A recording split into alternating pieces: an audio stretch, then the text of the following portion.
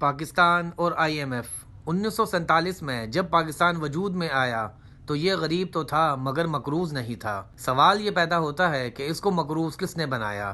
اس کو اپنے پیروں پر کھڑا کرنے کے بجائے اس کو محتاجگی کی طرف لے کے جانے کے پیچھے کس کا ہاتھ ہے اور کس کا مفاد چھپا ہوا ہے اور کس نے اس کو امداد کا عادی بنایا؟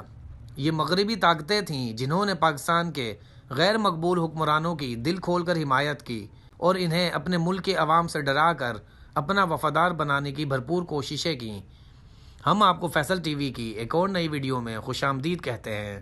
اس صورت میں ہمیں مالیاتی بحران کا جائزہ صرف گزشتہ دور کی حکومت سے نہیں لینا چاہیے۔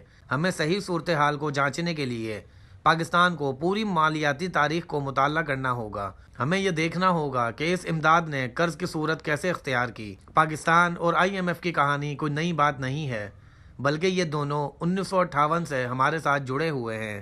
آئی ایم ایف قرض دینے کے ساتھ ساتھ مختلف اصلاحات کے نفاذ کا مطالبہ بھی کرتا ہے، جیسا کہ مختلف اداروں سے لوگوں کو برطرف کرنا، ٹیکس بڑھانا، اشیاء کی قیمتوں میں اضافہ کرنا اور وغیرہ وغیرہ شامل ہیں۔ یہی وجہ ہے کہ حالیہ دور کے اختتام پر آئی ایم ایف کی جاری کردہ رپورٹ میں کہا گیا ہے کہ پاکستان میں گیس اور بجلی کی قیمتوں میں اضافہ ناگزیر ہے اور اس کے ساتھ ہی خود مختاری بڑھانے اور بے نظیر انکم سپورٹ پروگرام کو مزید مستحکم بنانے کا مشورہ دیتے ہوئے ماضی کی اوور آل ویلیو کرنسی کو، کم شرح سود اور نرم مالیاتی پالیسیوں کو ان سارے مسائل کی وجہ قرار دیا۔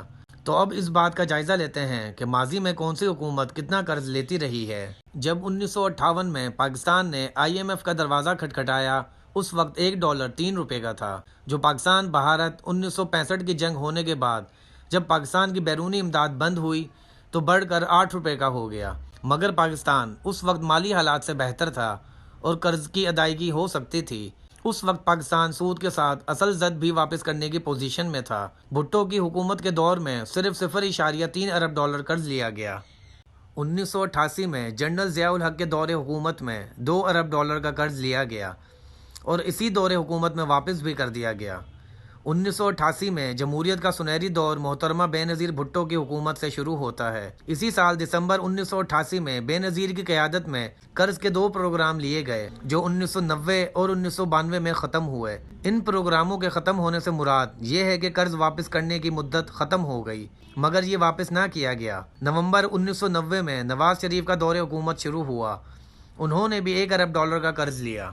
1994 میں محترمہ بے نظیر بھٹو کے دور حکومت میں دوبارہ در کھٹکھٹایا گیا۔ یہ وہ دور تھا جب قرضہ واپس کرنے کے بجائے قرضوں کے چنگل میں پاکستان کے پھنسنے کا آغاز ہو چکا تھا اور اصل رقم ادا کرنے کے بجائے پاکستان صرف اوپر کا سود ہی ادا کرنے پر اکتفا کر رہا تھا۔ 1994 اور 1995 میں دونوں مذکورہ پارٹیوں نے آئی ایم ایف سے 3 قرضہ پروگرام لے چکی تھیں جو وقت سے پہلے ہی فلاپ ہو چکے تھے۔ اس طرح پاکستانی قوم پر قرضے کا کل حجم $39 ارب تک جا پہنچا، یعنی اب پاکستان سود کی ادائیگی کے قابل بھی نہیں تھا بلکہ ڈیفالٹ اور دیوالیے کے قریب تھا۔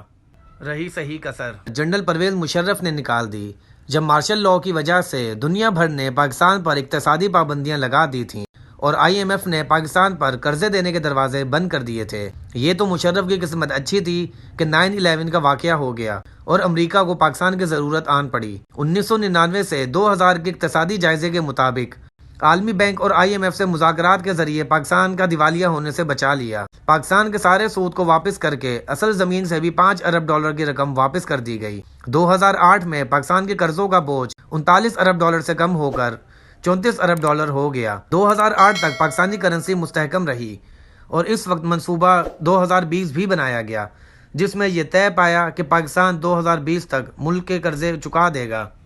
2000 سے 2008 تک پاکستان کی کرنسی مستحکم رہی۔ 1994 میں $56 کا تھا اور آئندہ 9 سالوں میں $56 سے لے کر $65 کے درمیان ہی رہا۔ بے نظیر بھٹو کی وفات کے بعد مارچ 2008 کو نیا دور جمہوریت شروع ہوا۔ نئی نویلی حکومت نے آئی ایم ایف سے 8.2 کا تاریخی پیکج وصول کیا۔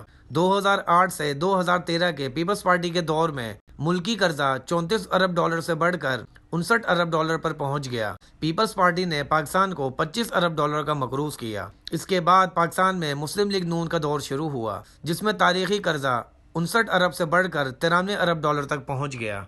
اسی دوران ہی لاہور اسلام آباد موٹر وے کو ضمانت کے طور پر گروی رکھا گیا جبکہ اگلے مرحلے میں ملک کی مشہور عمارتیں، مکان اور دیگر موٹر وے بھی گروی رکھوائی گئیں تاکہ پاکستان کو مزید قرضے کا حصول ممکن بنایا جا سکے۔ یوں نون لیگ نے پاکستان کو اپنے دور حکومت میں 34 ارب ڈالر کا مقروض بنا چھوڑا ہے۔ پاکستان پیپلز پارٹی اور مسلم لیگ نون نے 10 سالوں میں پاکستان کو 59 ارب ڈالر کا مقروض کر دیا تھا، جبکہ اس سے پہلے 60 سالوں میں پاکستان 34 ارب ڈالر کا مقروض تھا۔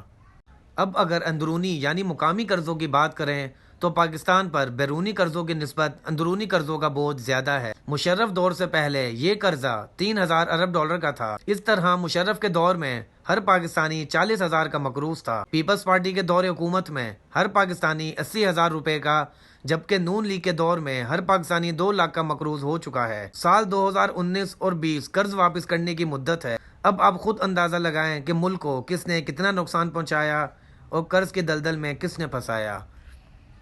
امید ہے کہ آپ کو ویڈیو پسند آئی ہوگی، تو ویڈیو کو لائک، کمنٹ، شیئر کرنا نہ بھولیں اور ایسے ہی انٹرسٹنگ ویڈیوز دیکھنے کے لیے فیصل ٹی وی کو سبسکرائب کریں۔ اپنا بہت زیادہ خیال رکھیں۔ اللہ حافظ۔